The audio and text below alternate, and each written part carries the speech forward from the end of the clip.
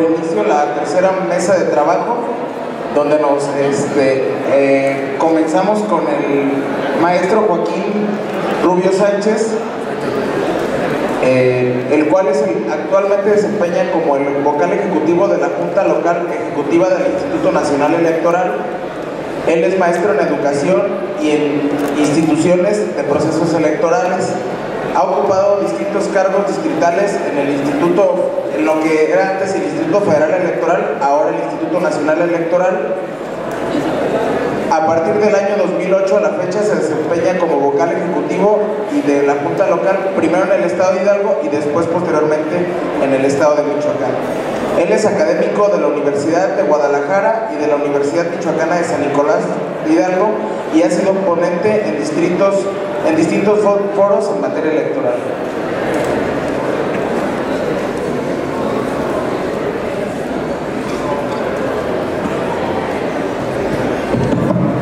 Muy buenos días a todos y a todas. Voy a ser un poquito anticlimático, sobre todo con las cuestiones de las ponencias del día de ayer. Yo sí creo en la reelección, yo sí creo que la reelección es muy buena, pero para otro México, para un México ideal, no para el que tenemos hoy. La reforma constitucional y legal electoral de 2014 trajo entre algunos temas el de la reelección política. Algo que venía tratándose y ha estado en el tintero desde hace más de 30 años, en la clase política, no en la población. 70% de la población reprueba la reelección. La reforma de los artículos 59, 115 y 116, en pocas palabras, dicen que la postulación solo podrá hacerse por el partido o coalición que los postuló y quienes renuncien o pierden su militancia antes de la mitad de su periodo. ¿Qué va a pasar con las candidaturas independientes? No dice nada la Constitución. La postulación solo podrá hacerse, antes de pasar al tema y para algunos datos estadísticos que me referiré más adelante, en América Latina, quienes ya admiten la reelección, de 16 países, en la Cámara de Diputados, Chile tiene una incidencia de reelección del 63% de los legisladores, Bolivia del 10%, Argentina en la Cámara de Senadores tiene una incidencia del 66%, Bolivia del 7%. En tanto en Estados Unidos y Canadá, ayer escuchaba que no hay que compararnos con ellos.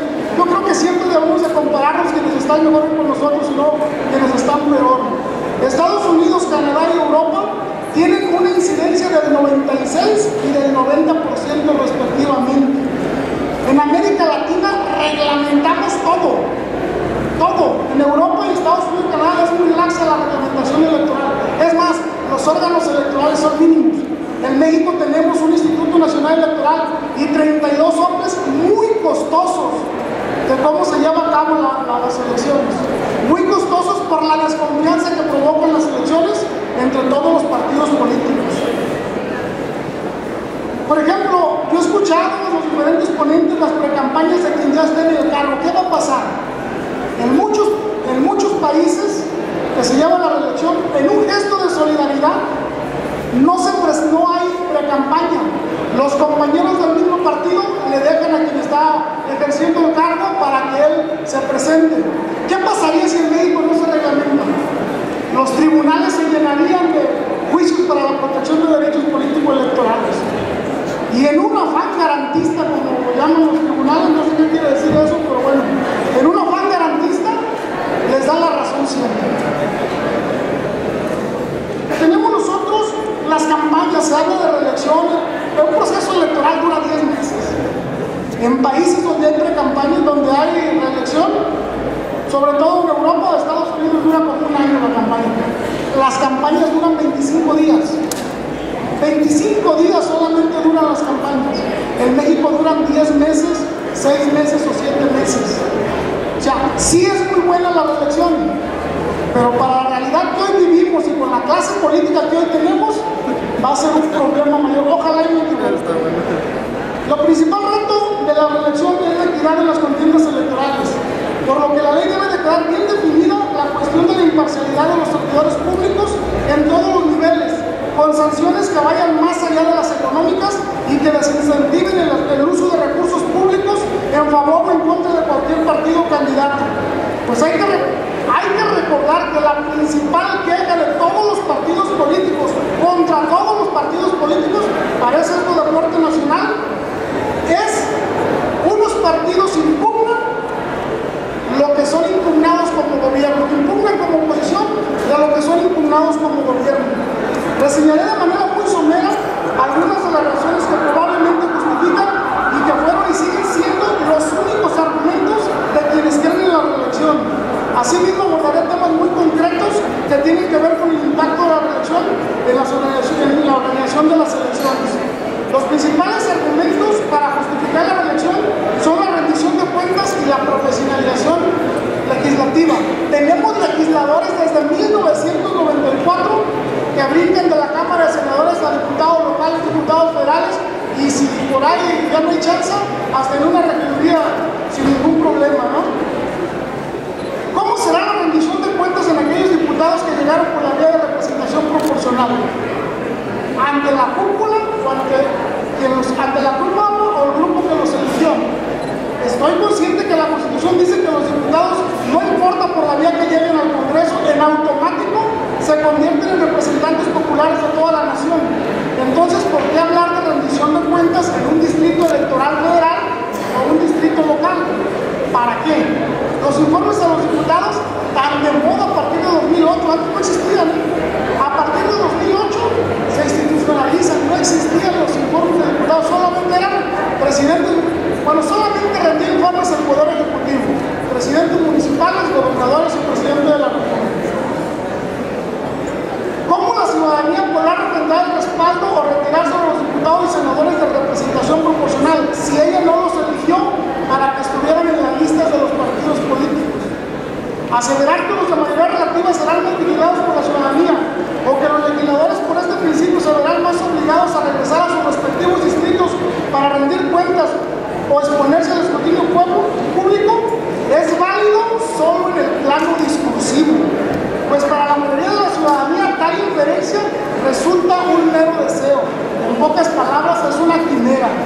Ahora bien, como ya lo dije líneas arriba, pensar que el legislador que busque reelegirse para regresar a rendir cuentas a quienes lo eligieron desde el punto de vista teórico y jurídico es algo así como un contrasentido. Pues de acuerdo a la Constitución, una vez electos se convierten en representantes de la nación, no del distrito que los eligió. Y no de que, pues dicha actuación se deduce en favor o en bien de la nación o del Estado en donde se es legislador local.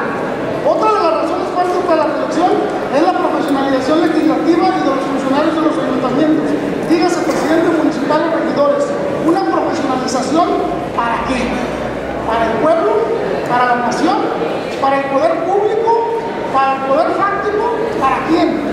Hoy en este foro se abre una gran oportunidad en el estado de Michoacán para tener una reglamentación clara en torno a la reelección, donde verdaderamente se legisle para la ciudadanía y no para los grupos de poder.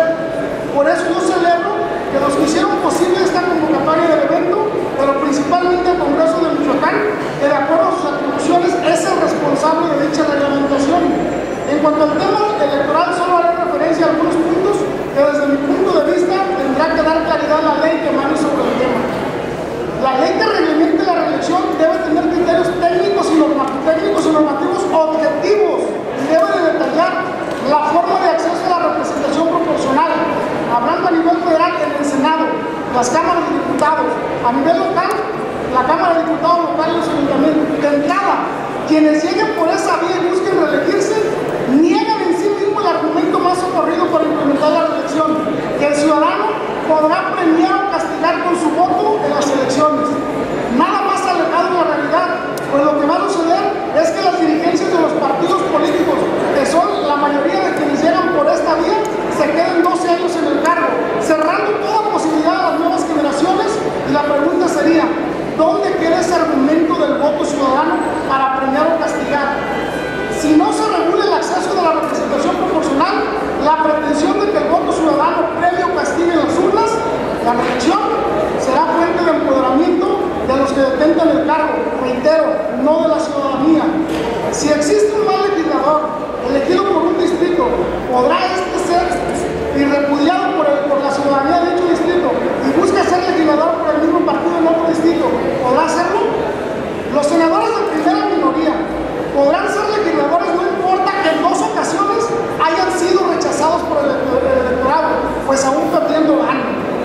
En la reelección de presidentes municipales hay que tomar muy en cuenta que estos tienen el control de los recursos públicos, como ya lo dije anteriormente.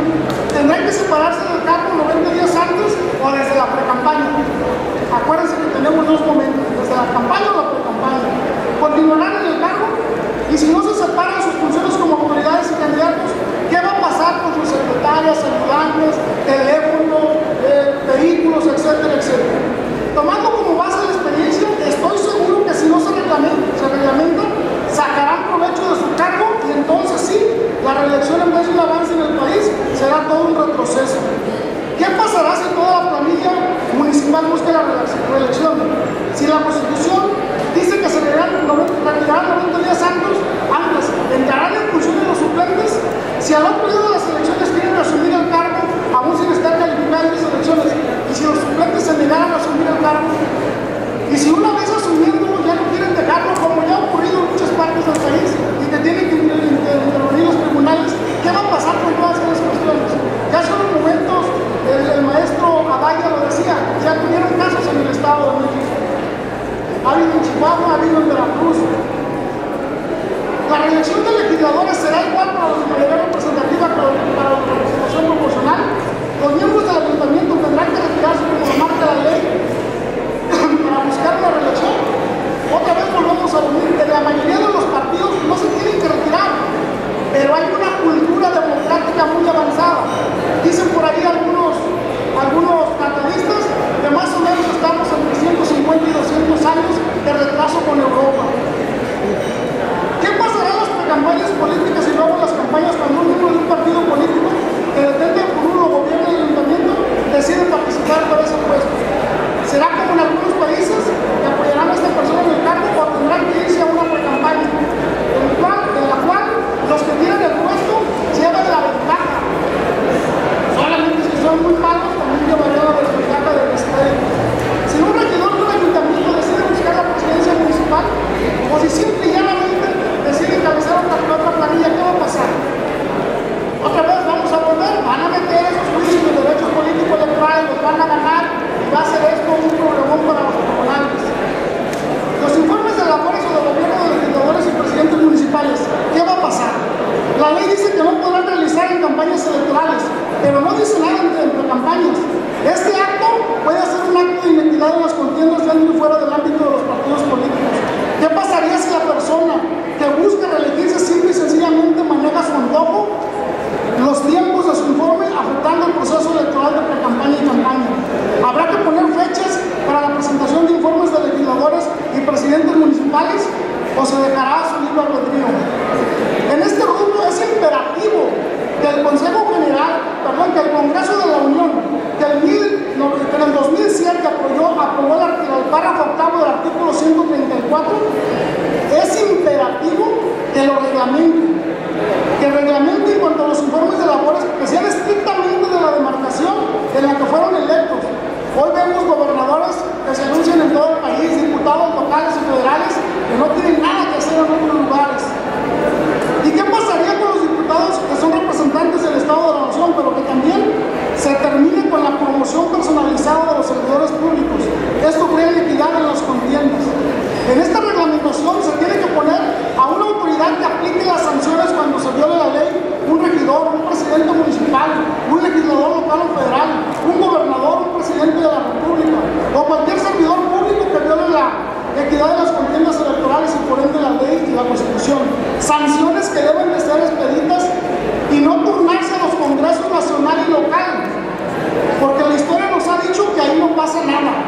Las sanciones de la autoridad electoral se diluyen. En estos lugares parece que dicen hoy por ti, mañana por mí. En esta ley se debe de poner énfasis en la no utilización de los recursos humanos, financieros y materiales por parte de ningún candidato, pero principalmente de aquellos que detengan el poder y busquen la reelección. Las sanciones deben ser ejemplares y sin dejar lugar a dudas, si no este instrumento se pervertirá. En este quehacer electoral es de advertirse que llegado el momento del proceso electoral, quien busque la reelección desde la precampaña y dentro de su partido intensificará estratégicamente su presencia ante el electorado a través de los medios de comunicación tradicionales o modernos, tratando de disfrazar su promoción personalizada con propaganda gubernamental, entrevistas espontáneas, espontáneas, entre comillas, o desinteresadas, para salir al aire y estar vigente, y obviamente todo esto con recursos públicos. Un tema que me ha llamado mucho la atención y que he estudiado como académico en la Universidad de Guadalajara desde el 2000 es el presupuesto que los diputados se asignan y que ellos llaman fondos de gestión, el cual está ahí y se instituye por primera vez en el Estado de México a principios del 2000 y alegremente en menos de 5 años se populariza en todos los congresos estatales y federales. Se tiene que regularse. ¿Por qué un fondo de gestión para los diputados? El diputado debe hacer buenas leyes para que funcionen los municipios, el Estado y el país. No debe de andar haciendo o suplantando funciones que le corresponde al Poder Ejecutivo municipal, estatal o federal. Soy un convencido de que la reelección no puede verse ni reglamentarse de manera aislada de otros ordenamientos de importancia para la sociedad en general. Para la reelección se esgrimió mucho por quienes apoyan ese instrumento que 3 años para presidente municipal o diputados era muy poco. Tal vez sí, si es un buen servidor público, pero 3 años es una eternidad para quien es un mal servidor público. Es necesario que no lo tenga que padecer el pueblo. Creo que es momento de analizar la revocación de mandato y tenerla como un instrumento extraordinario y bien normado contra el abuso del poder. De igual manera, creo que esta coyuntura es el momento propicio para revisar el fuero constitucional, el cual ha perdido el propósito por el que fue creado en los tiempos convulsos de nuestra historia. Y hoy solo lo vemos como sinónimo de impunidad, que solo sirve para eludir las responsabilidades. Ojalá me equivoque y la reelección sea en beneficio de la ciudadanía y no solo para satisfacer los afanes de permanencia en el poder de la clase política, para gozar de los privilegios que ello conlleva y que han institucionalizado. Muchísimas gracias.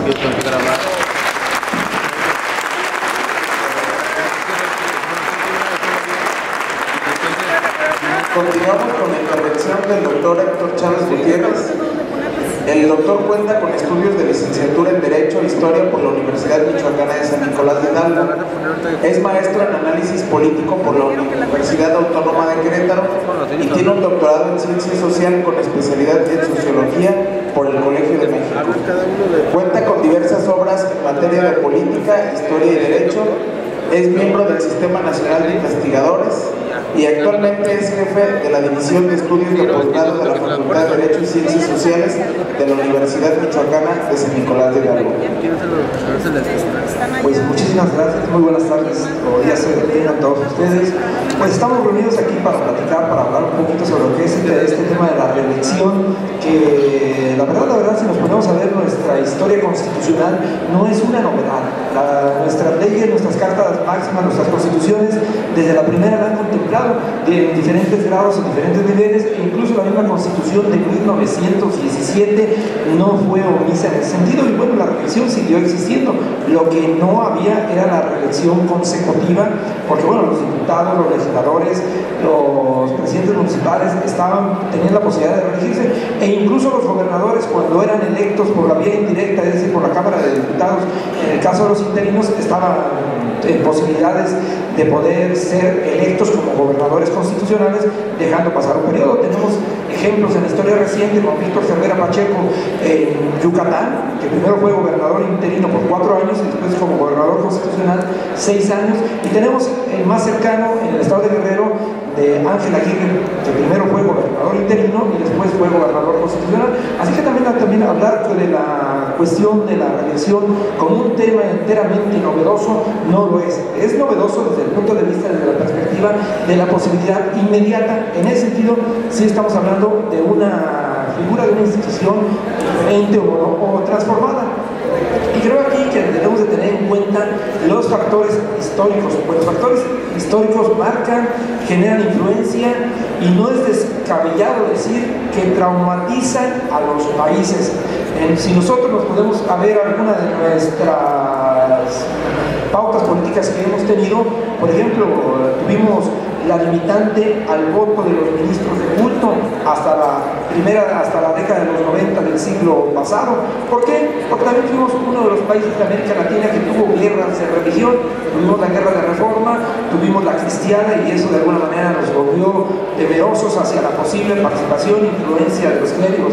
Tenemos hasta hoy día, digo, con algunos matices ya, no hemos contado con la figura de la vicepresidencia desde hace un buen tiempo, es decir, desde 1907 se eliminó la figura de la vicepresidencia. ¿Por qué? Bueno, pues porque también nuestra Constitución del 24 generaba una figura de un vicepresidente belicoso, un vicepresidente que tenía un poder propio, y pues se ha desaparecido. Hoy día, bueno, ya hay por ahí una facultad que se concede al secretario de gobierno de hacerse, o de gobernación, de hacerse cargo de la presidencia durante un breve tiempo, pero en términos reales no tenemos vicepresidencia en México.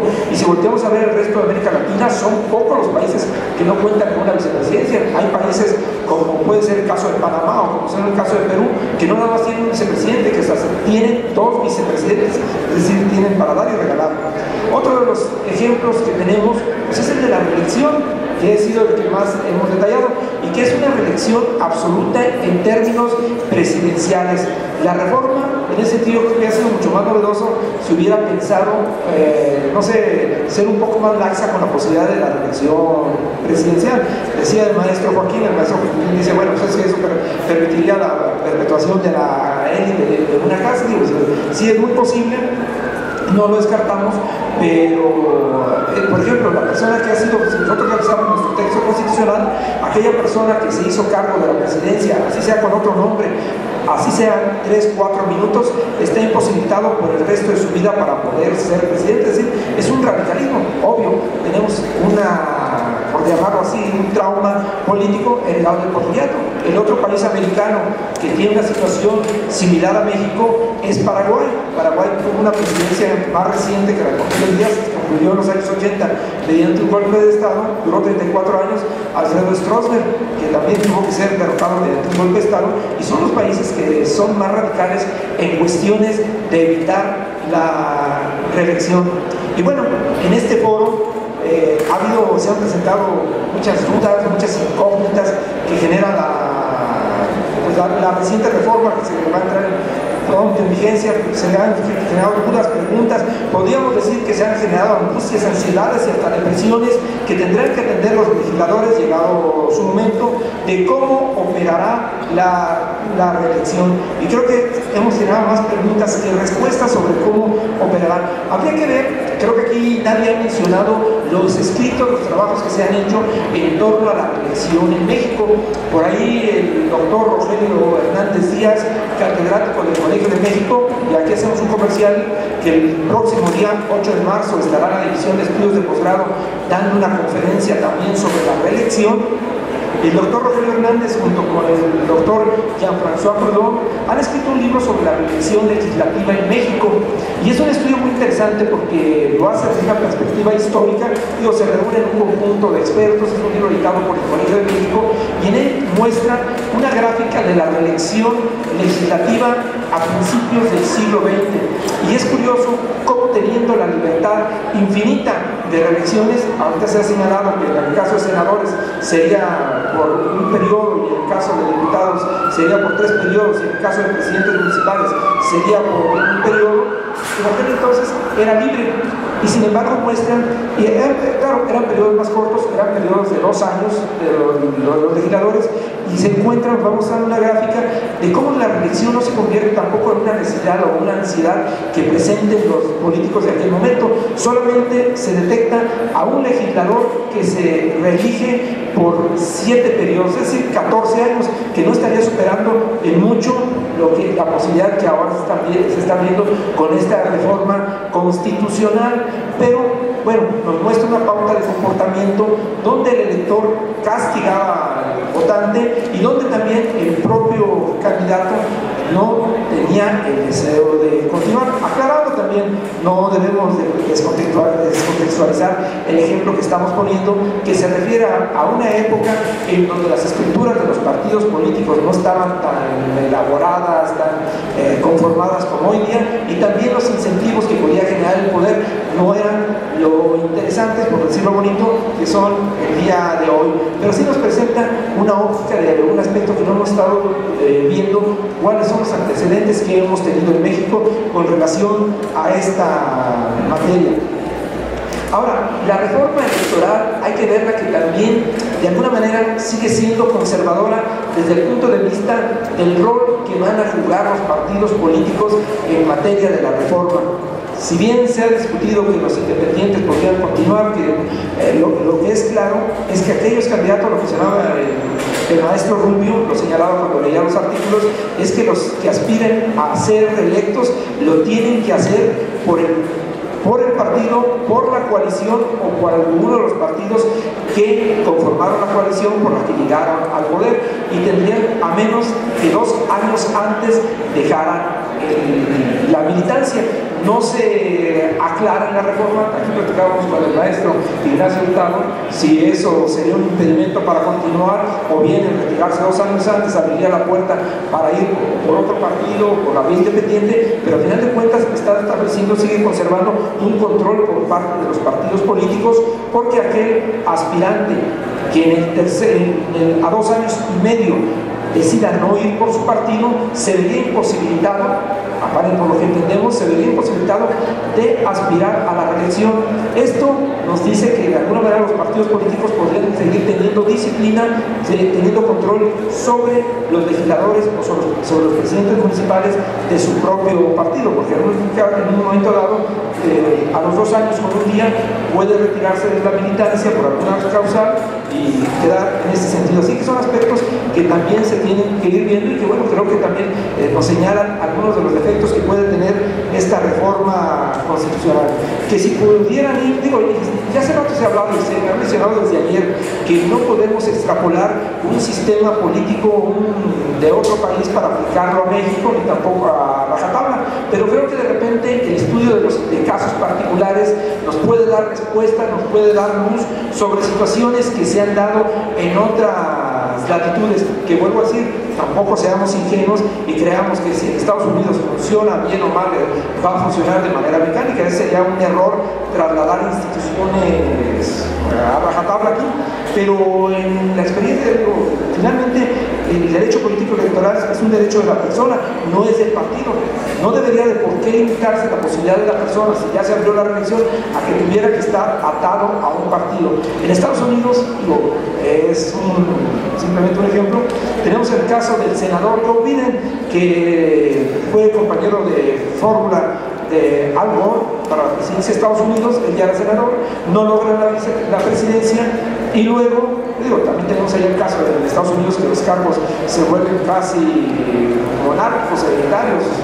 Un senador puede durar toda su vida, un diputado o un representante puede durar toda su vida, pero Joe Biden no es electo en las internas de su partido, se va como independiente y gana como independiente. Claro, es otro, porque ahí el esquema es de que el ciudadano tiene el derecho de votar y ser votado independientemente de la maquinaria de los partidos políticos. Aquí nos quedamos cortos y todo tiene que ser, por un lado se abre la puerta de la candidatura independiente, que digo es una puerta con sus asegúnes, pero en este lado se cierra de manera un poco más tajante. Y para mi gusto, una de las partes más confusas de esta posibilidad de la reelección tiene que ver con los ayuntamientos, porque sabemos que los ayuntamientos están conformados, se llega por planillas, luego las planillas todos conocemos al presidente municipal, al aspirante al presidente municipal, por ahí algunos tenemos idea de quiénes son los candidatos, al candidato a síndico, pero si yo les preguntara en este momento quiénes son los regidores de su ayuntamiento, yo creo que nos vamos a quedar con la gran duda de, nos acordaremos de uno, ¿no? En el caso de Morelia, pues a lo mejor uno que era portero, que era todo cuanto portería, pues sí nos acordamos, pero de ahí en fuera se nos puede hacer un poco más complejo este asunto.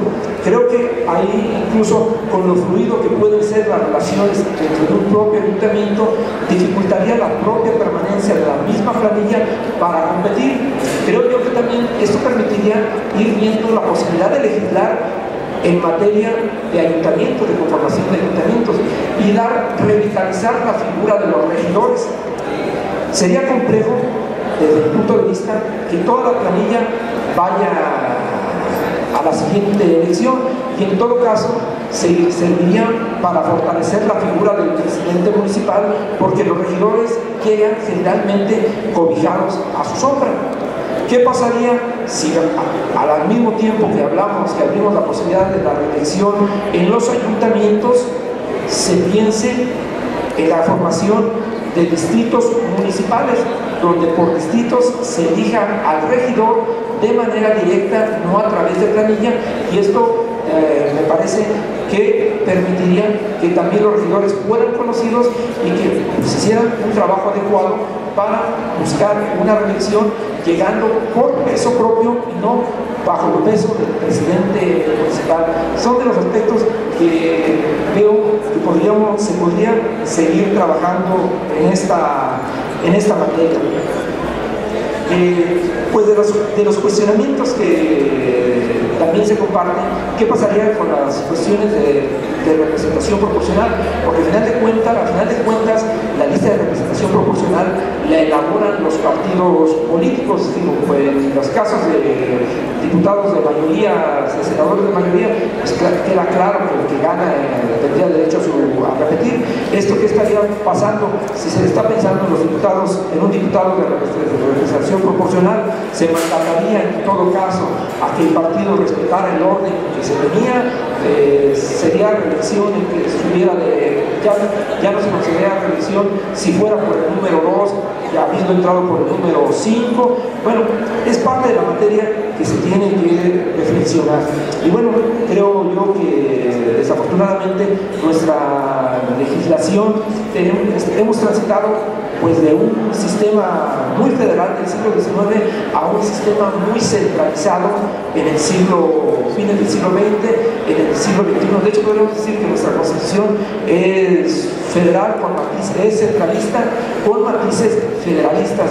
El hecho de que nos mandaten cómo se va a tener que hacer gran parte de la normatividad, pues ata mucho las posibilidades de los legisladores de lo que van a tener que hacer en este campo, que bueno, se va a ir abriendo. Tenemos una experiencia ya de más de 70 años que se abandonó la elección inmediata, y habrá que ir construyendo instituciones, figuras, leyes en el marco pues de un sistema más competido, ya no en el marco de un sistema autoritario, donde era mucho más fácil la elaboración de leyes, donde era mucho más fácil la asignación de los espacios. Pues sin más, yo con esto estaría cerrando mi participación.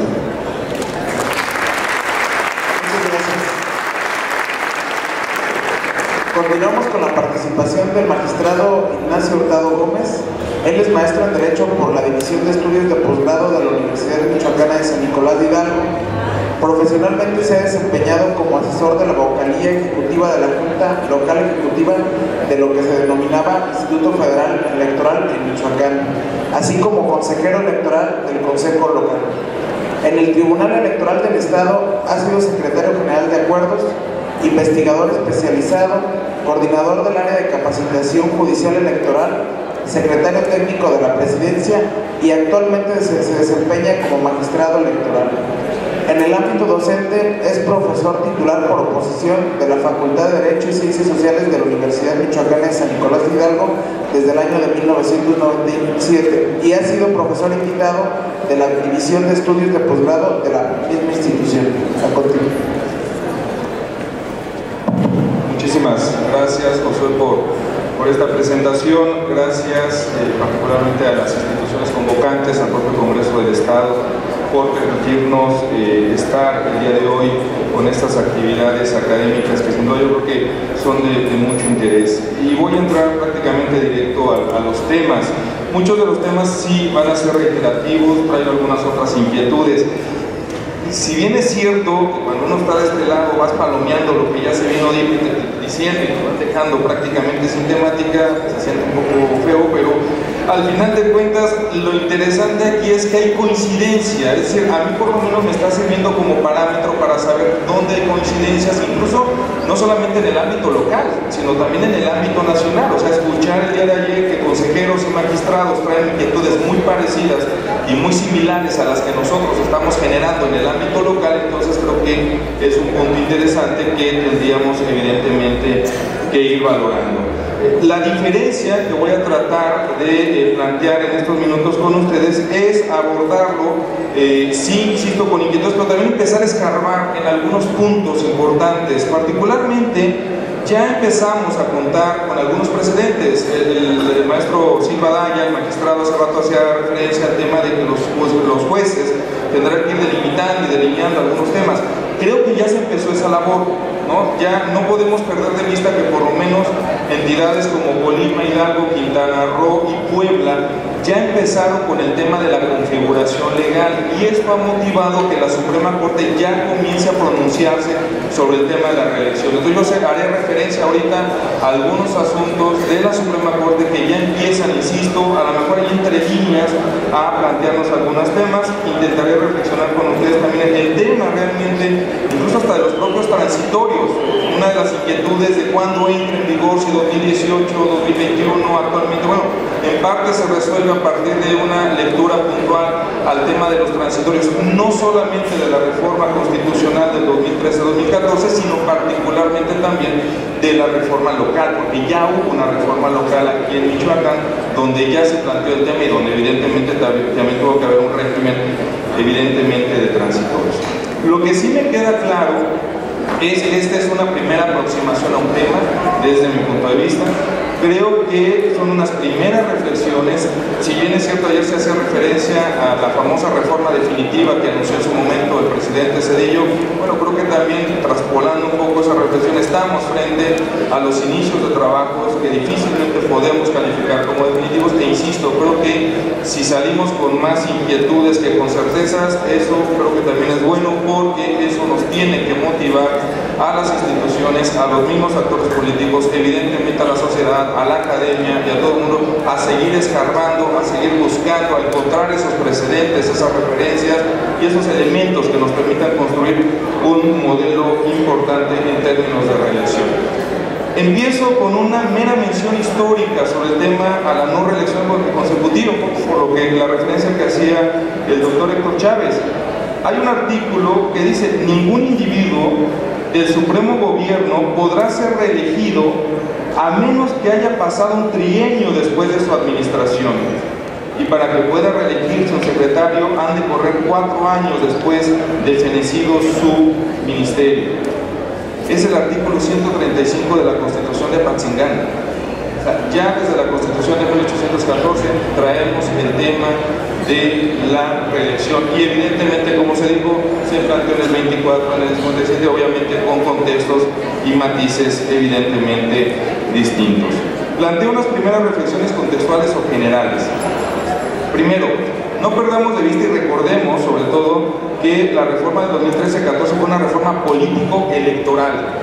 Ni fue meramente electoral, ni fue meramente política, es decir, abordó los dos ámbitos, es decir, incidía en instituciones políticas, es el caso de la reelección y otros temas que se abordaron, pero también incidía evidentemente en el tema electoral. Y ahí es donde tenemos que empezar a conciliar las dos visiones, porque estamos evidentemente frente a una figura política, por lo que ya incluso se ha venido diciendo.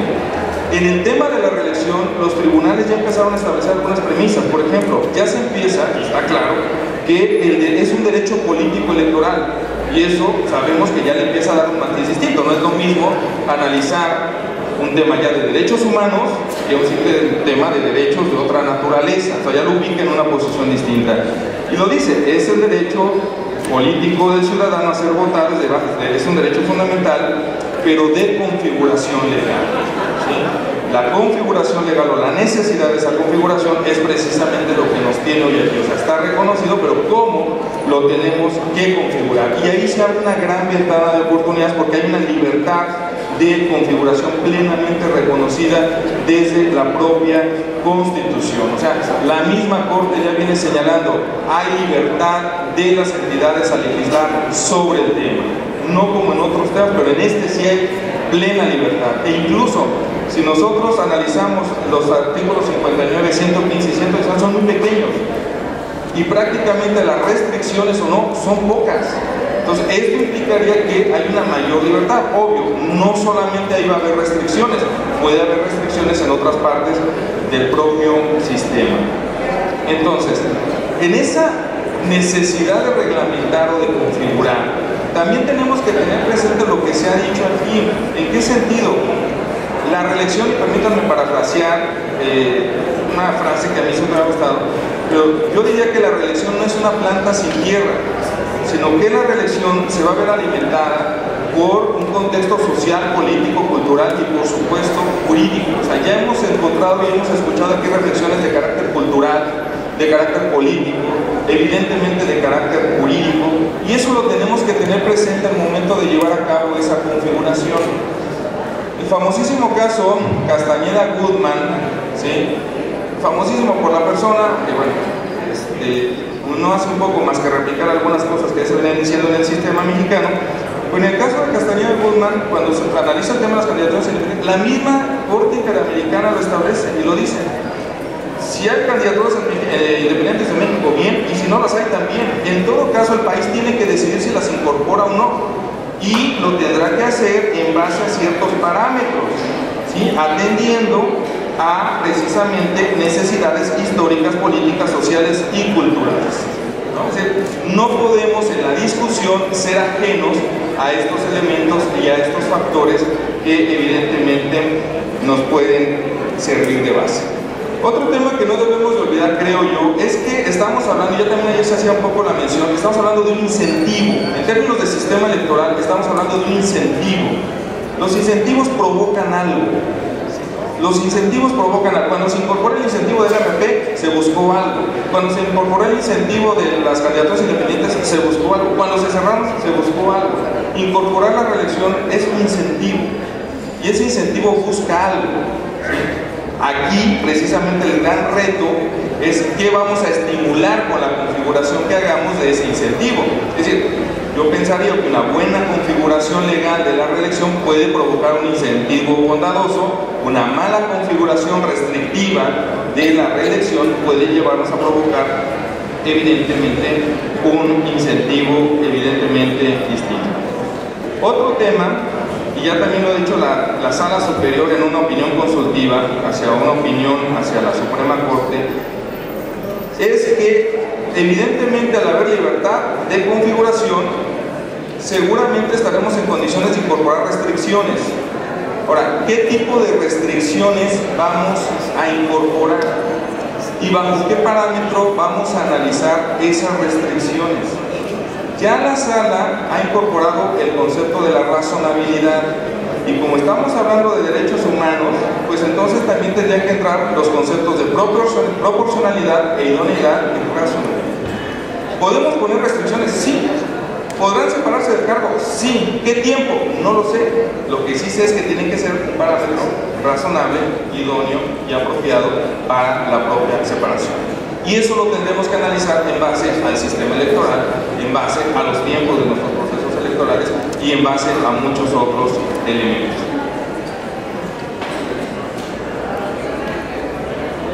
En todo caso, el tema precisamente de la proporcionalidad y de la razonabilidad y de la ponderación de derechos, creo que van a ser herramientas bien útiles, muy útiles al momento de ir configurando.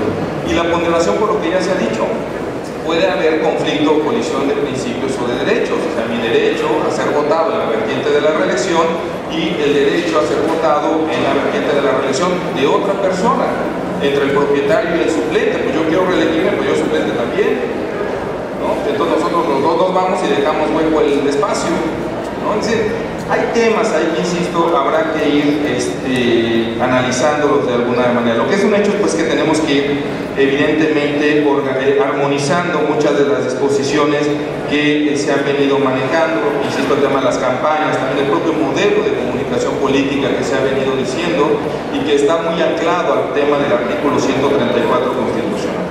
El artículo 59, como decíamos, y también es otro punto, lo mencionaba con mucho tino el doctor Héctor, tiene que ver con la salvedad que marca el artículo 59 y que es una salvedad que curiosamente no la tenemos en Michoacán. Ahorita voy a ir allá. O sea, ya se hizo la ajuste en Michoacán, pero esa salvedad no entró, o al menos yo no la encontré anoche, un poco ahí medio trasnochado, no la encontré, pero es una salvedad que no viene. ¿Eso quiere decir que no la podemos brincar? Creo que no, porque no es cualquier salvedad, es una salvedad constitucional, ¿no? Y ahorita voy un poco a ese tema.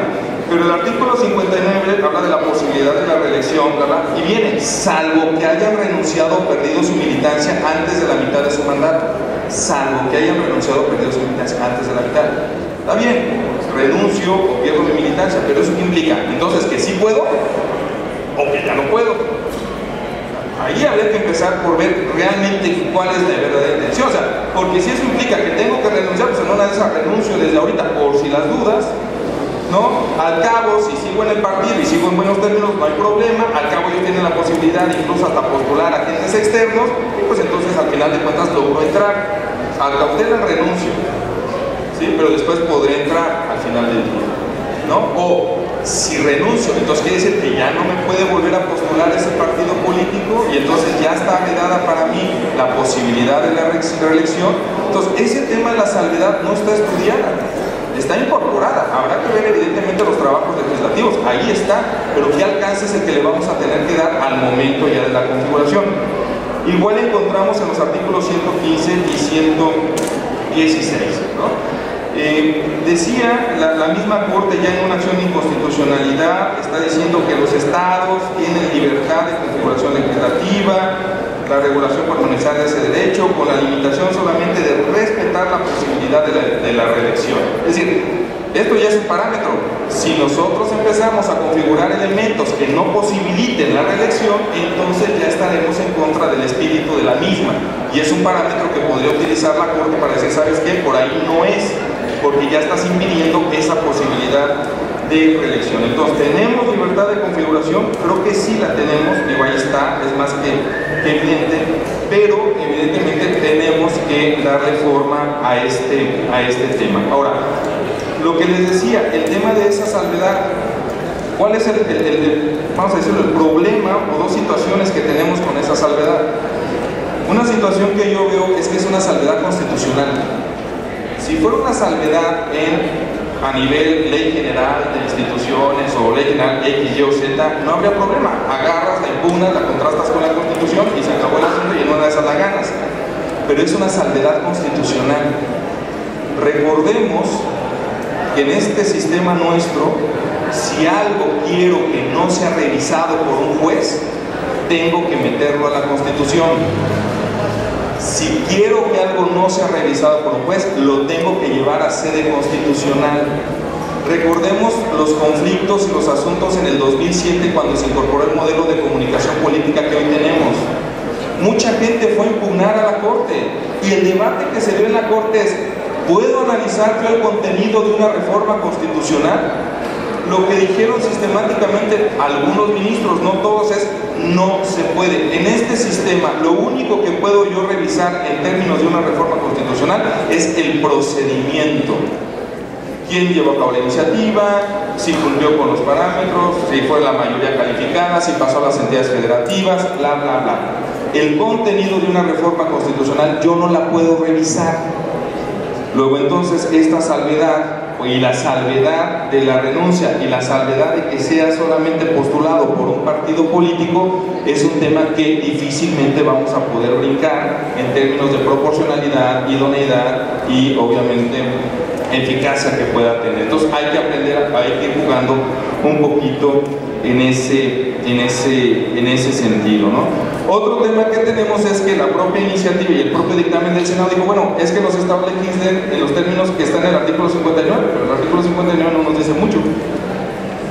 Y alguien ayer decía, bueno, si nos esperamos a que legisle la federación, a ellos no les trae prisa porque ellos entran hasta el 2018, nosotros sí entramos ya. Ellos tienen hasta el 2018, nosotros sí. Los transitorios nuestros, ciertamente a nivel federal dice, la reforma 59 aplicará a diputados y senadores a partir del proceso del 2018. En el caso de las entidades, dice el transitorio 13º, la reforma al artículo 116 de esta Constitución en materia de reelección de diputados locales, asambleas, bla, bla, bla, no será aplicable a los legisladores que hayan protestado el cargo en la legislatura que se encuentre en funciones a la entrada en vigor del presente decreto. El decreto entró en funciones en el 2014. Perdón, el decreto entró en vigor en el 2014 y la anterior legislatura de Michoacán era la que estaba en funciones en ese momento. Entonces ya no le aplica esa restricción a esta legislatura. ¿Sí? Entonces ahí es un tema interesante. Y lo mismo pasa con el artículo 115. No será aplicable a los integrantes que hayan protestado el cargo en el ayuntamiento que se encuentre en funciones a la entrada en vigor del presente decreto. Entiéndase la anterior integración de evidentemente los ayuntamientos. ¿Qué pasa en el caso de Michoacán? Bueno, en el caso de Michoacán, fíjense lo que les platicaba, en los artículos 20, 22 y 116 ya se habla de que la posibilidad de la reelección, pero no incorporaron la salvedad de que tendrán que ser postulados solamente por los partidos políticos, ¿sí? A reserva de que hayan renunciado o perdido su militancia. Creo que aunque no contenga esa salvedad, pero al estar en la Constitución Federal, automáticamente nos tiene que aplicar. Ahí a lo mejor ya implicaría también una reforma. Pero por ejemplo en el artículo 22 habla de que los suplentes que hayan ejercido el cargo ya se les contabilizará como un periodo. ¿Sí? Entonces ahí ya empiezan un poquito los detallitos. La Corte ya como que deja entrever, oye, pero es que nada más lo ejerció 10 días mientras el otro iba y regresaba, entonces no se lo debes de contabilizar. Ahí es donde empiezan a entrar estos parámetros de razonabilidad, proporcionalidad y de idoneidad para potenciar el propio derecho humano. Lo mismo pasa en ayuntamientos. Y un tema bien interesante, fíjense, ayer se comentaba también qué onda con los sistemas normativos. Pues nuestra Constitución michoacana ya lo está previendo. Dice, lo anterior también será aplicable a las autoridades electas por los sistemas normativos y de gobierno interno de las comunidades indígenas. O sea, nosotros ya abrimos la puerta para entrarle al debate de la reelección en materia de sistemas normativos indígenas. Y esta apertura de puerta fue desde junio del 2014. Y el mismo transitorio muy parecido al federal en el caso de Michoacán. La presente reforma, por lo que ve a reelección, no será aplicable a legisladores, presidentes, que hayan protestado el cargo en la legislatura y ayuntamiento que se encuentren en funciones a la entrada en vigor del presente decreto. O sea, les aplicó a los anteriores, a estos ya los aplica y evidentemente hay puertas abiertas. Otras reflexiones, otros temas de índole político-cultural. Se ha insistido mucho en el tema de la transparencia. En las bondades de la reelección hay mucha similitud. El mismo dictamen del Senado habla de como bondades el vínculo estrecho con los servidores, la rendición de cuentas, la confianza y la profesionalización. Pues eso lo encontramos ya como parte de las razones que animaron al constituyente a incorporar evidentemente este tema, ¿no? La misma Sala Superior, en la misma opinión, habla y ya reconoce que la reelección es posible premiar o castigar a un legislador mediante el sufragio. Digo, parecerá pues algo muy obvio, pero yo creo que aquí ya también nos está mandando la señal. El voto puede verse desde dos enfoques. Uno, como un mecanismo y instrumento democrático para designar a tu representante, pero también como un instrumento democrático para premiar o castigar. Entonces yo creo que también ahí, digo, esto a lo mejor parecerá algo pues muy obvio y a lo mejor son cuestiones que habrá que buscar entre líneas, pero eso también nos permite darnos una idea de la dimensión de a qué es a lo que nos estamos evidentemente enfrentando. O sea, es un instrumento, el voto como instrumento democrático para efectos de premiar o castigar, y así habrá que verlo, y a lo mejor así habría que evidentemente entenderlo. Esto en un contexto coincido en algunos puntos con el maestro Joaquín y con otras personas. O sea, esto es un tema cultural también. Y una de las reflexiones con las que me quedé yo ayer muy clavado, que hacía el doctor Lorenzo, tiene que ver, o sea, estamos incrustando, sí, una figura democrática, pero en un contexto de un sistema electoral que hasta dónde está preparado para recibir plenamente esa figura, ¿no? Es una especie ahí como de implante, ¿no? De una donación del implante, entonces pues vamos a ver si el cuerpo lo acepta o lo rechaza, y vamos a ver, pero obvio, también aquí se abre una gran oportunidad para que aquellas cosas de nuestro sistema que no nos están cuadrando muy bien, pues tratemos de ajustarlas un poco a partir ahora de que evidentemente vamos a entrar a esta tesitura, ¿no? Evidentemente, insisto, se trata de un incentivo. Un punto que también, y me apuro un poquito, un punto que también me llama muchísimo la atención, lo que ponían ahí también sobre la mesa, la misma maestra Carolina hacía también hincapié en ese tema, y tiene que ver un poco con lo que vengo mencionando, el tema de la salvedad. Yo creo que el tema de esa salvedad constitucional, que insisto, no es fácilmente superable, y que está ahí, de que la postulación sea a través de los partidos políticos, ciertamente creo que es uno de los grandes temas dentro de los varios que están gravitando aquí. ¿Cómo vamos a superar el tema de los partidos? ¿O cómo le van a hacer los partidos para armonizar ese derecho que ellos tienen de postular a sus candidatos con el tema de la reelección? En Argentina, por ejemplo, analizan las tasas individuales de disciplina partidaria para efectos de generar un elemento objetivo para decir, oye, es que este legislador sí está dándole adelante y entonces yo tengo un parámetro para poderlo evaluar, castigarlo, premiarlo. Y ese parámetro es a través de la disciplina partidaria que está mostrando en su toma de decisiones, ¿sí? Pero es que ese es el punto. Digo, independientemente que tendríamos que generar muchísimos instrumentos que nos permitan analizar y valorar esos temas. Pero, por ejemplo, aquí el tema es, bueno, ¿por quién se va a preocupar el funcionario o el servidor? ¿Por el partido que lo va a volver a postular? ¿O por el ciudadano que lo va a castigar o lo va a premiar? Yo no estoy diciendo que los mecanismos en los partidos políticos sean antidemocráticos, yo creo que lo son, pero también hay que entender que hay varios mecanismos. Hay elecciones abiertas que son las menos, pero hay también mecanismos de designación por asamblea o por órganos especialmente colegiados. Incluso ha habido casos en donde la designación viene desde arriba, derivado de la urgencia que tienen por tener o contar con un candidato. Entonces, ¿cómo vamos a armonizar sobre todo estos mecanismos intrapartidarios de selección cerrados con el tema de la postulación y de la intención o del derecho que tendrá el servidor público para ser postulado? Porque repito, al final, y hacía también la reflexión, ¿qué va a pasar con las listas? Y aquí son cerradas y bloqueadas, ¿quién las define? Entonces yo creo que ahí también habrá en su momento la necesidad de escuchar a los partidos políticos, ¿sí? Obviamente se van a involucrar, pero no solamente involucrarse desde el ámbito parlamentario, sino también los partidos políticos así, tal cual, y ver, insisto, cómo se va a tener que procesar este tema que, repito, creo que no es tema menor, es una salvedad constitucional y por ahí tiene que transitar un poquito el tema.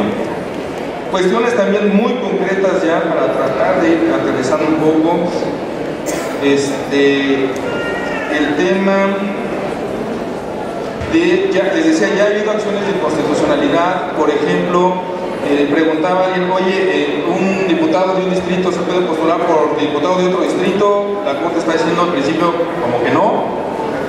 Ahí no lo dice la Corte, pero hay un tema evidente, el tema de la residencia. O sea, ¿cómo superamos el tema de la residencia de un diputado por el distrito de Huetamo que ahora se quiere postular como candidato del distrito de La Piedad? Digo, si es un diputado de Huetamo que quiere postularse como candidato de un distrito de Morelia, en una de esas, porque aquí se la pasa la mayor parte del tiempo porque está legislando. Pero hay algunos temitas que en su momento habrá que ir analizando. Michoacán entra en una redistritación. Entonces, ¿cómo puede pegar ese tema, ¿sí?, de los diputados que están ahorita en funciones? Si viene la redistritación, ¿cómo queda su derecho a ser reelecto no en función a la nueva redistritación, por ejemplo, por decir algo? Se ha dicho lo de mayoría, de pasar de mayoría relativa a RP o de RP a mayoría. Yo ahí no veo mayor problema, es un solo cargo. Hemos tenido candidatos que van a elección abierta de mayoría y que de todos están registrados en la DRP, ¿no? Ha habido casos, entonces bueno, es el mismo cargo. Aquí no estamos hablando de cargos de distritos.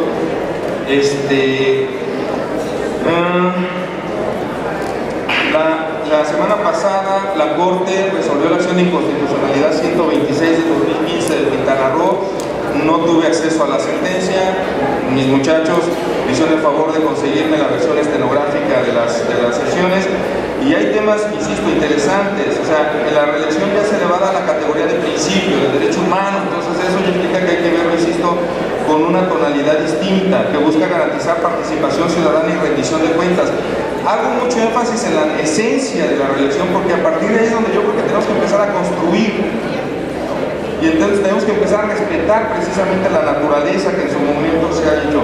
En aquel asunto, al parecer, quisieron plantear una separación de 18 meses previas. Algo digo, oye, espérate, o sea, si son 2 años o 3 años y tú quieres que se separe 3 meses o 4 antes del inicio del proceso, pues entonces estás acortando los ejercicios de gestión a 2 años. Oye, entonces ¿dónde queda tu argumento de las políticas públicas, del agua valiente? No, o sea, tenemos que encontrarle un poco el justo medio al tema, el tema de los propietarios y de los suplentes. Hay suplentes que están un ratito y ya quieren contarles como un periodo completo. Entonces, bueno, pues ahí hay que buscarle un poquito el tema. Ha habido otros asuntos. Ya Michoacán, decíamos, ha superado el tema de los usos y costumbres, la reelección de los usos y costumbres. Ya Jalapa se había pronunciado en el 2014 diciendo que sí podía aplicarse el principio de la reelección consecutiva tratándose de usos y costumbres. Fíjense, otro tema, una novedad que hemos tenido en el Tribunal de Michoacán es la resolución de jefaturas de tenencia, bajo la lógica de que también son procesos selectivos. Bueno, ya el Distrito Federal resolvió un tema sobre una junta auxiliar. Bueno, ahí también aplica la reelección consecutiva, sí te puedes reelegir. Sí, y déjame decirte, la restricción de que hasta el 2018 es una restricción para senadores y diputados federales. Como tú eres un órgano auxiliar, a ti no te aplica y te puedes reelegir desde ya. Todavía le dan más hacia adelante, ¿no? Se ha dicho sobre el tema de los actos anticipados de campaña. Ahí está pendiente el 134, que es competencia federal. Ahí es 134 y evidentemente tenemos en su momento que analizar un poquito ese tema. Se ha hablado del modelo de comunicación. Ojo, por eso es importante el 134. Ya ha habido asuntos de la sala, ya se hacía referencia a los currículos vitae, se hacía referencia a los banners que se ponen en las páginas electrónicas de internet. Ya en su momento se impugnaron esos temas y se decía, es que sabes que hay una presencia desproporcionada de la foto del presidente municipal. Y lo que en algunos momentos dijo la sala, que creo que es interesante y no es menor, digo, bueno, o sea, sí es cierto que está vedada esa presencia sistemática, pero también es cierto que no podemos llegar al extremo de tener instituciones sin rostro. O sea, al final del día el ciudadano también necesita saber físicamente quién es su presidente municipal, quién es su regidor, quién es su diputado, o si se lo encuentra en la calle, pues a lo mejor premiarlo o castigarlo. Pero también físicamente no podemos tener instituciones sin rostro, hay que conocerlos. Entonces ahí tenemos que encontrar el equilibrio entre la propaganda gubernamental, entre el modelo de comunicación y evidentemente estos temas en términos evidentemente de equidad. El tema de la separación de cargos, del cargo. Miren, tuvimos también un asunto en el tribunal, en el proceso electoral, donde un diputado federal no se separó del cargo y se postuló para candidato a presidente. Y pues obviamente la reacción de todos es, no se separó del cargo anticipadamente. Bueno, empezamos a investigar con los muchachos de la ponencia y nos dimos cuenta que una tendencia de los tribunales es, a ver, la restricción que nos dice a nivel legal, todo servidor público se tiene que separar del cargo 90 días antes. ¿Qué dicen los tribunales? Bueno, pero el concepto de servidor público es muy amplio. ¿Cuál servidor público? No, pues los de la federación, sí, pues, pero la federación hay muchísimos. ¿Cuál? Las restricciones tienen que ser expresas. En esa restricción dice expresamente el diputado federal, no dice, entonces él puede hacerlo. O sea, él puede registrarse, ¿sí? Y la separación del cargo no tiene que ser tan absoluta en ese sentido. Obvio, si a eso se le agrega que no había ningún indicio de que hubiera incidido o que su cargo lo hubiera utilizado para incidir directamente en el proceso preparatorio, pues entonces realmente. Entonces, el tema de la separación, en su momento ya con el 134, que yo espero que ya se tenga pronto, eso seguramente nos puede llevar a darle un matiz distinto precisamente a estos temas, ¿no? En fin, hay varias cosas que están, yo creo que pendientes. No quiero abusar mucho de esto. Lo que sí quiero dejar patente es que es un camino que estamos iniciando, es un camino que yo creo que nos presenta muchísimas aristas. O sea, creo que sería un error agarrarlo de manera lineal y tratar de resolverlo solamente desde un enfoque jurídico. Yo creo que sí tenemos que analizar aspectos históricos, por supuesto, para saber qué fue lo que pasó. De la historia también se aprende, para no cometer los mismos errores. Tenemos que analizar y valorar aspectos sociales, aspectos sobre todo culturales, de cultura democrática, de cultura política, que yo creo que ese es un tema evidentemente fundamental, y tenemos que empezar a escudriñar en lo que ya poco a poco, aunque sea quedito y aunque sea despacito, pero vienen diciendo los tribunales, y empezar a tomar de ahí los pequeños argumentos que nos puedan servir para construir una mejor o una buena configuración en términos de la relación, tener muy clarito cuáles son las bondades que puede tener esta figura, o sea, cuál es su esencia para precisamente no pervertirla a partir de restricciones que de manera desproporcionada quisiéramos evidentemente tener la tentación de estar evidentemente compartiendo. En fin, yo creo que es un primer trabajo, una primera aproximación. Celebro que las instituciones convocantes generen este espacio, generen esta reflexión, y en todo caso no me quedaría más que invitar, continuar con estos foros, continuar con esta reflexión, con este análisis que creo que a todos nos involucran. Insisto, sí a las instituciones, a los órganos públicos, sí a la sociedad, evidentemente, sí a los cuerpos académicos. Yo sé que aquí hay mucha gente de posgrado, hay que ponernos a investigar, hay que trabajar, hay que escudriñarle, hay que buscarle esos sistemas comparados, hay que ver la manera, insisto, de generar un mecanismo, una configuración regulatoria de la religión que evidentemente cumpla con su propia naturaleza y su propia esencia, que es poner en manos de la sociedad ese poder de premiar o castigar a tus propios representantes. De mi parte sería todo. Les agradezco mucho la gentileza de su atención.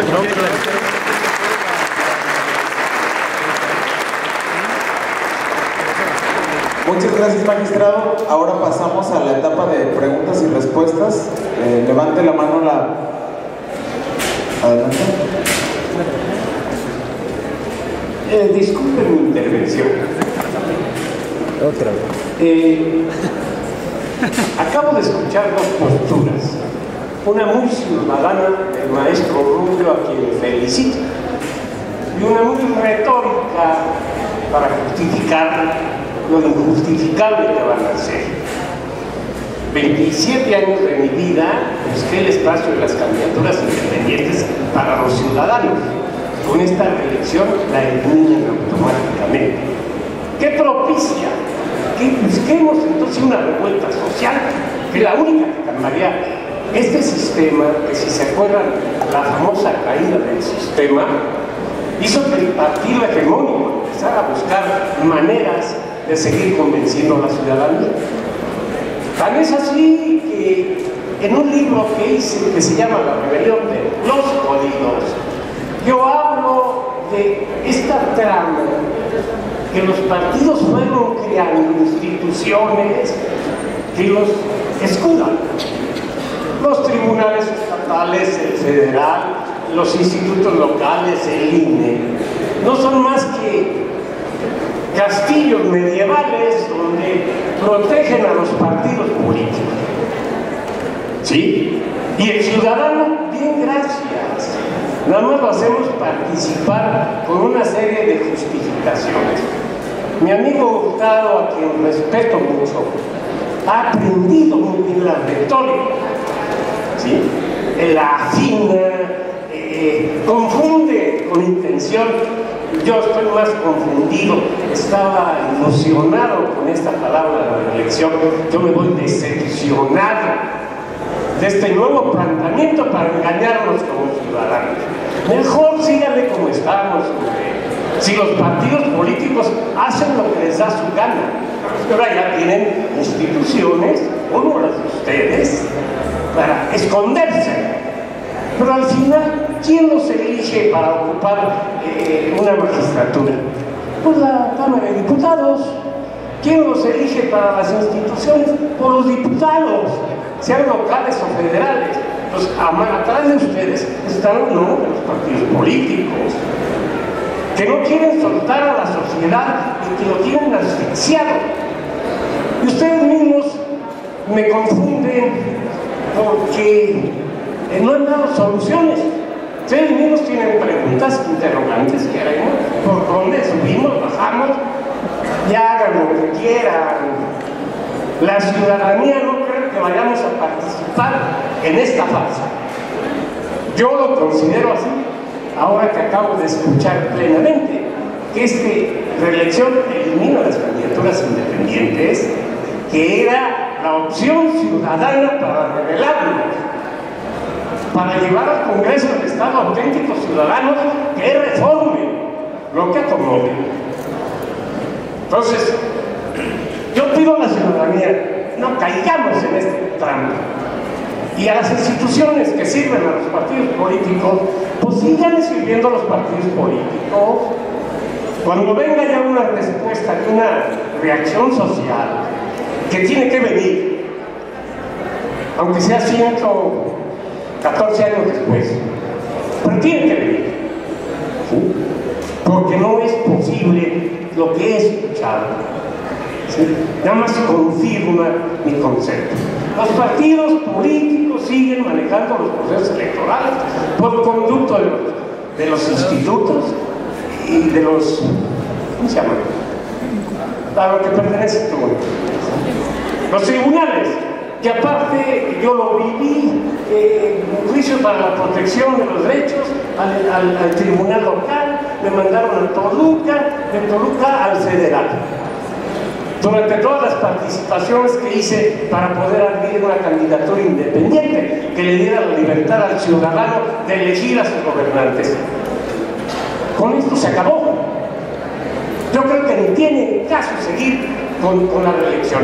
Dejemos que los diputados hagan lo que quieran, ¿sí?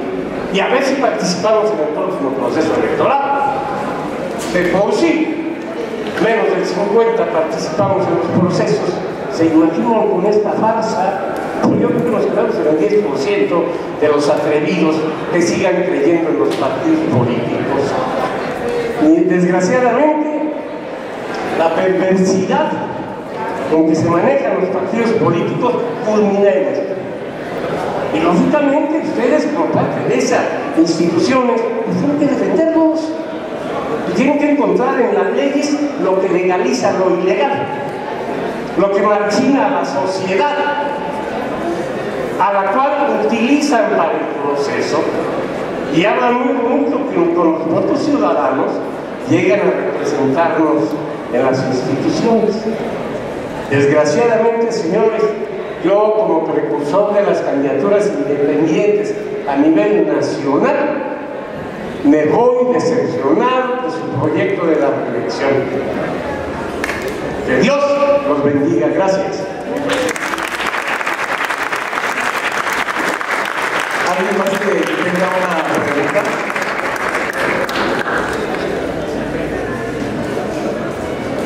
Buenos días, mi nombre es María Enríquez, de la Junta Local del INE en el estado de Michoacán.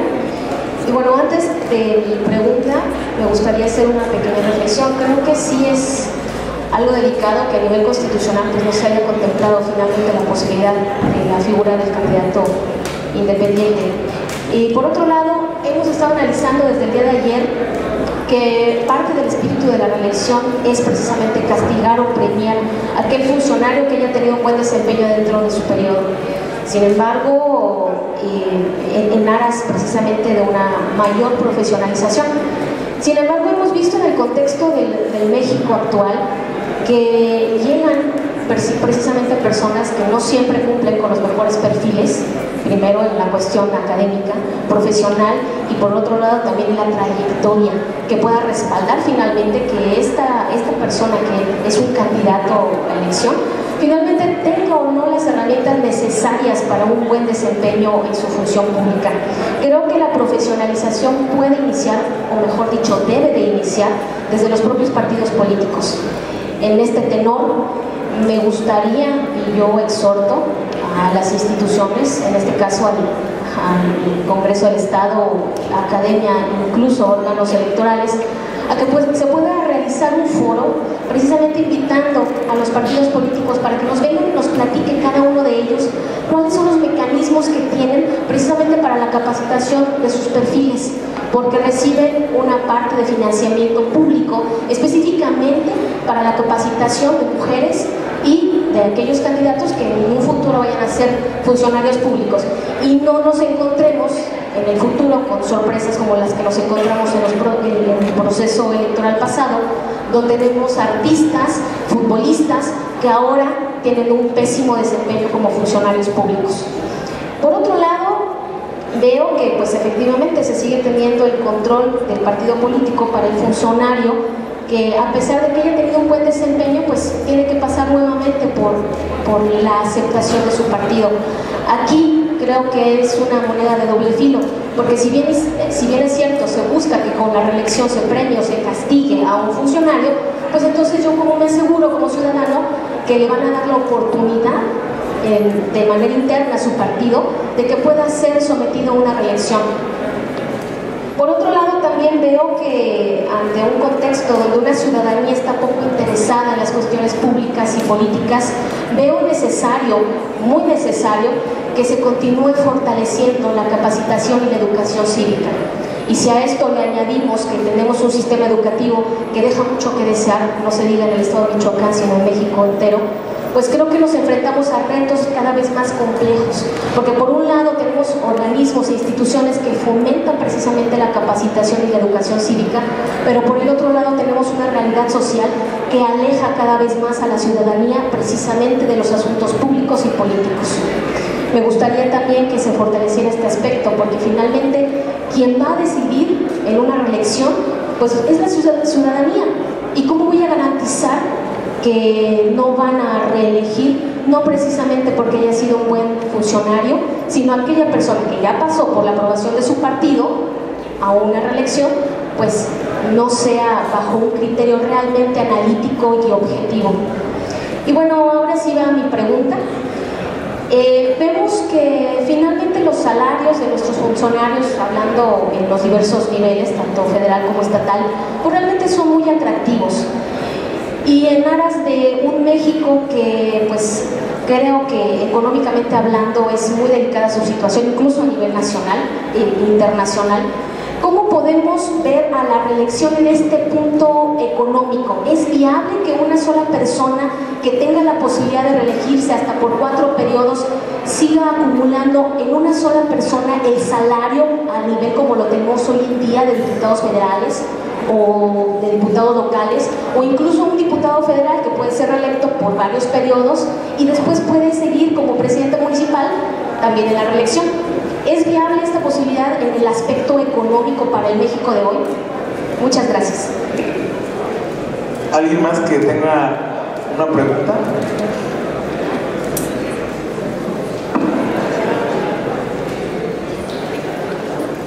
Buenas tardes, mi nombre es Andrea, soy estudiante de Derecho y yo tengo una pregunta muy concreta. Ustedes, bueno, específicamente dijeron que no hay que ver a los demás países porque eso afecta la visión que vamos a tener de la reelección aquí en México. Pero realmente la visión de otros países es importante, pero es más importante ver todo lo que ha pasado con la reelección de lo que ha pasado en tiempos anteriores, con Porfirio Díaz y todo lo que traería México en este cambio. Sí es cierto lo que dice el señor, independientemente de lo que vemos, más allá de otros países, es ver el contexto en el que se encuentra ahorita el país. Nosotros, las candidaturas independientes, la mayoría, ayer uno de los ponentes dijo que nosotros como mexicanos no tenemos la cultura de venir a foros, somos específicamente una cantidad mínima a la mayoría que está afuera. Y esa mayoría no sabe lo que es la reelección en sí. Nosotros nos llevamos un concepto ya más amplio. Pero ¿qué pasaría o qué harían para que realmente todos los mexicanos estén involucrados en la reelección? Todos los mexicanos pueda contribuir con su aprobación, porque es importante que no solamente la minoría sepa y conozca el tema, sino la mayoría, porque un mexicano no cambia un país. Todos los mexicanos necesitamos estar dentro de esto para saber qué es lo que queremos. Entonces, ¿cómo harían ustedes para que la mayoría, si no es que todo el país, sepa lo que es la reelección en sí? Y no solamente la minoría, sino todos en general tengan un concepto amplio y conocedor para que puedan participar y ser parte de... Comenzamos con las respuestas. ¿Quién quiere responderla? Adelante.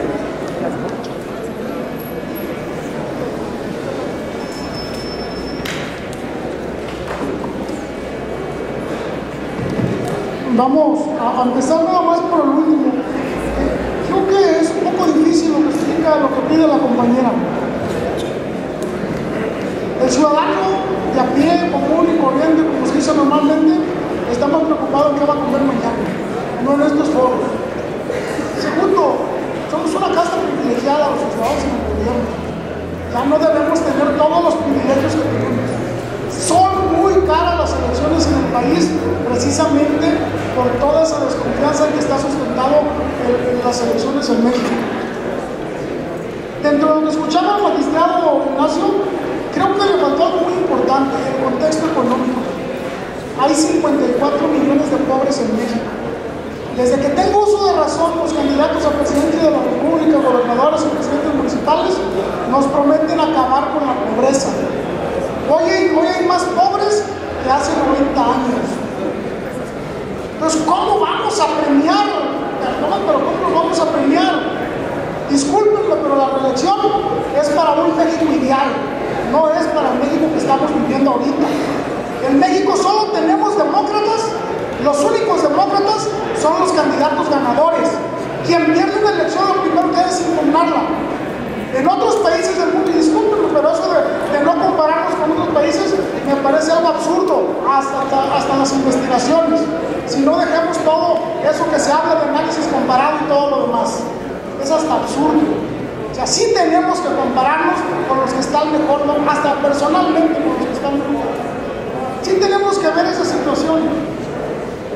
¿Cómo se organizan las elecciones? Vuelvo a reiterar, en países más avanzados que nosotros son ínfimos los aparatos burócratas, son muy poquitos.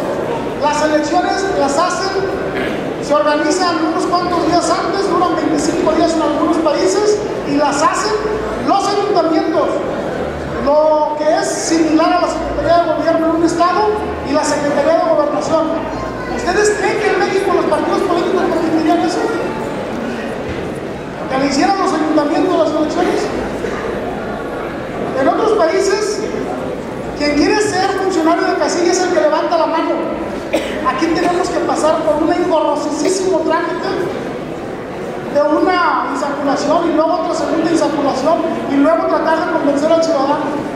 Tenemos que hacer la política más sencilla, más aplicada al ciudadano. Tenemos que dejar de tener los aparatos burocráticos dentro y fuera de tanto estatales como federales para organizar las elecciones y para todo lo demás. Otra vez, tenemos que rendir cuentas. Ok, dicen la revocación de mandatos, no. En otros países, la cultura democrática es tal que si algún funcionario lo acusan de corrupto o algo, renuncia. Y en algunos países asiáticos hasta se suicida.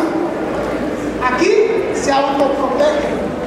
O sea, tenemos que acabar eso. No necesitamos revocaciones a lo mejor de mandato, pero sí reglas bien claras de que infringe la ley se vaya inmediatamente. De eso sí se trata. Muchas gracias.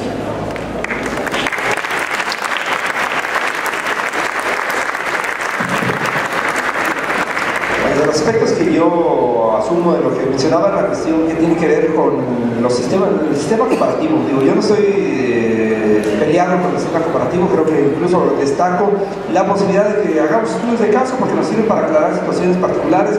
En ese sentido, yo creo que tenemos que conocer otras culturas, tenemos que conocer otras civilizaciones, tenemos que conocer otras formas de pensar.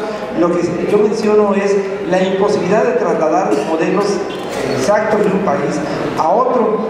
Y en lo que se menciona con la reelección, sí, efectivamente tenemos el caso de Porfirio Díaz, que es nuestro paradigma de por qué no se debe de reelegir un presidente, pero se nos olvida que el otro gran presidente que hizo uso de la reelección fue Benito Juárez. O sea, nada más vemos un lado y los dos se perpetuaron. La ventaja que tuvo Benito Juárez es que pues murió siendo presidente, pero no sabemos cuántas veces hubiera sido.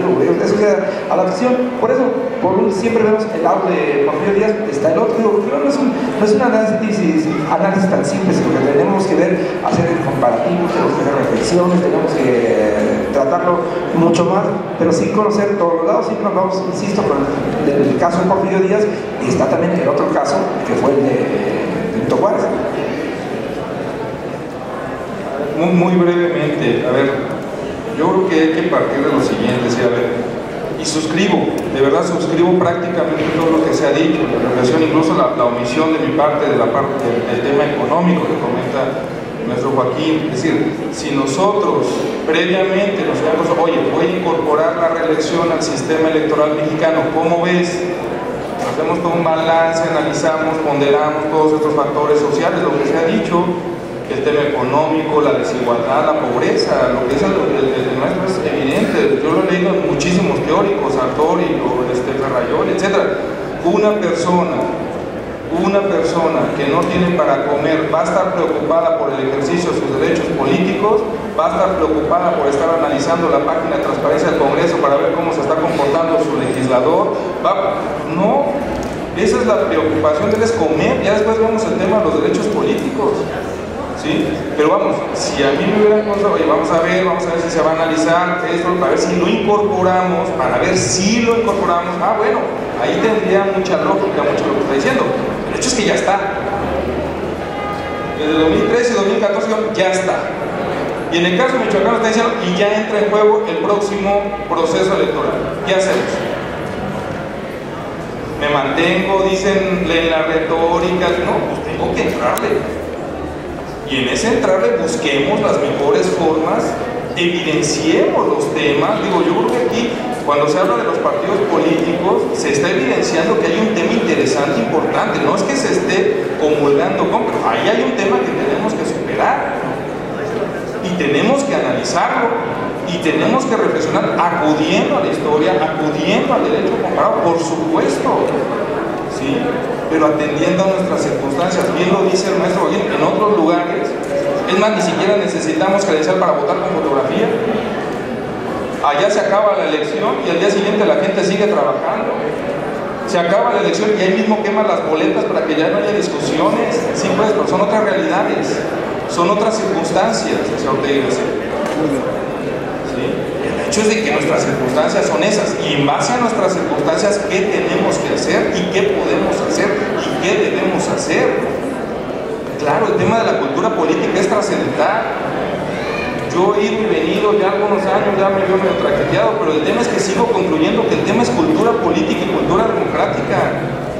Podemos hacer instituciones, podemos incorporar incentivos, podemos hacer leyes, ¿verdad? Sí, pues, pero si el tema es no generamos la cultura democrática en la sociedad, pero volvemos a lo mismo, no es un tema sencillo, porque entonces tenemos que ver factores económicos, sociales y políticos y de muchísimas índoles para ver evidentemente qué es lo que en su momento podemos hacer. O sea, yo, créanme, coincido en mucho, pero también parto de mi realidad, y mi realidad es la reelección ya llegó.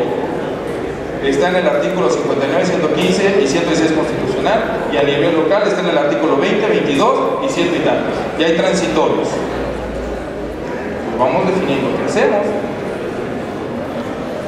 O lo dejamos.